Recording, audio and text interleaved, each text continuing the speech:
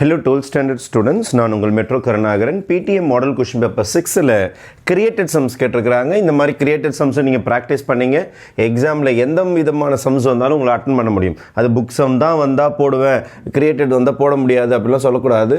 நீங்கள் இந்த மாதிரி சம்ஸும் ப்ராக்டிஸ் பண்ணிக்கினீங்கன்னா நல்ல மார்க் எடுக்கிறதுக்கான வாய்ப்புகள் உண்டு. ஃபஸ்ட்டு எடுத்த உடனே இந்த மாதிரி ஒரு காம்ப்ளெக்ஸ் நம்பர் கொடுத்துட்டு போலார் ஃபார்மில் மாற்ற சொல்கிறாங்க. இதை ஏன்னு வச்சுங்க, இதை பின்னு வச்சுங்க. அதாவது ரியல் பார்ட்டை ஏ, இமேஜினரி பார்ட்டை பி. எடுத்த உடனே மாடுலஸ் கண்டுபிடிக்கணும். r is equal to square root of a square plus b square தான் ஃபார்முலா. இப்போ square root of a square என்னும்போது -1 square plus b square என்னும்போது √3 square. -1 square பண்ணால் +1, √2 square root கேன்சல் ஆகிடும் 3, 3 1 கூட்டினா 4, 4 உடைய √2. ஆர்னா மெஷர்மெண்ட்டு, அதாவது distance from the origin. Negative answer போடக்கூடாது, positive answer தான் போடணும்.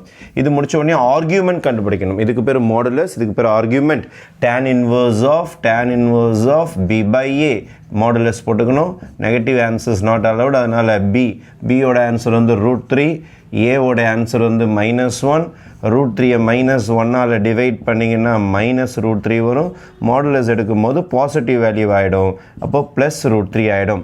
இப்போ √3 எப்போ வரும்? 60 டிகிரியில் வரும். 60 டிகிரி அப்படின்னா π/3, இதுதான் உங்களுக்கு ஆல்ஃபா. 60 டிகிரினா π/3. ஆனால் இது எந்த குவாட்ரண்ட் பார்த்துட்டு தீட்டா கண்டுபிடிச்சாகணும். இது வந்து டெம்பரவரி ஆர்குமெண்ட் தான், பக்கா ஆர்குமெண்ட் கண்டுபிடிச்சாகணும். அதுக்கு எந்த குவாட்ரண்ட் பார்க்கணும்? நம்மளுடைய எக்ஸ் ஆக்சிஸ் வந்து நெகட்டிவாக இருக்குது, எக்ஸ் ஆக்சிஸ் நெகட்டிவாக இருக்குது, ஒய் ஆக்சிஸ் வந்து பாசிட்டிவாக இருக்குது. நீங்கள் 4 குவாட்ரண்ட் எடுத்துக்கிட்டீங்க அப்படின்னா ஃபஸ்ட் குவாட்ரண்ட்டில் எக்ஸும் பாசிட்டிவ், ஒய்யும் பாசிட்டிவ். செகண்ட் குவாட்ரண்ட்டில் தான் எக்ஸ் நெகட்டிவ், ஒய் பாசிட்டிவ். அப்போ செகண்ட் குவாட்ரண்ட்டில் இருக்கிறோம் நம்ம. ஃபஸ்ட் குவாட்ரண்ட்டில் இருந்தால் தீட்டாவோட ஆன்சரும் ஆல்ஃபாவோட ஆன்சரும் ஒன்று தான். அதுவே செகண்ட் குவாட்ரண்ட்டுக்கு போனீங்கன்னா தீட்டாவோடைய ஆன்சர் π-ஆல்ஃபா. செகண்ட் குவாட்ரண்ட்டில் இருக்கிறனால தீட்டா இஸ் ஈக்குவல் டு π-ஆல்ஃபா யூஸ் பண்ணணும். இங்கே ஒன்றா எழுதிக்கலாம், theta is in second quadrant. Second குவாட்ரண்ட்டில் இருக்குது. 2 மார்க்குக்கு எவ்வளோ வேலை வாங்குது பாருங்கள். ஆர் கண்டுபிடிக்கணும், ஆல்ஃபா கண்டுபிடிக்கணும், அது தீட்டாவை மாற்றணும் குவாட்ரண்ட் பார்த்து. ஃபஸ்ட் குவாட்ரண்ட்னா அதே ஆன்சர் தான். செகண்ட் குவாட்ரண்ட் அப்படின்னா தீட்டா -ஆல்ஃபா. தேர்டு குவாட்ரண்ட் அப்படின்னா இது நெகட்டிவ் ஆகிடும், இது பாசிட்டிவ் ஆகிடும். -π + ஆல்ஃபாவை மாறிடும். இது அப்படியே ஆப்போசிட்டாக மாறிடும். ஃபோர்த்து குவாட்ரண்ட்டாக இருந்தால் ஆல்ஃபா -ஆல்ஃபா மாறிடும். இது தேர்ட் குவாட்ரண்ட் ஃபார்முலா, இது ஃபோர்த் குவாட்ரண்ட் ஃபார்முலா. ஆனால் நம்ம இப்போ செகண்ட் குவாட்ரண்ட்டில் தான் இருக்கிறோம், அதனால் π-ஆல்ஃபா யூஸ் பண்ணிங்கன்னா போதும். அப்போ π-ஆல்ஃபானா π/3. கிராஸ் மல்டிப்ளை பண்ணிங்கன்னா 3π - π வந்து 2π/3 தான் தீட்டா. அப்போ நம்மளோட போலார் ஃபார்ம் எழுத போகிறேன். -1 + i√3யோட polar form r cos θ plus i sin θ. இதுதான் நம்மளுடைய போலார் ஃபார்ம். அப்போ ஆரோடைய ஆன்சர் நம்ம ஆல்ரெடி ரெடி பண்ணி வச்சுருக்கிறோம். 2 cos θ அப்படின்னா cos 2π/3 ப்ளஸ் i sin 2π/3.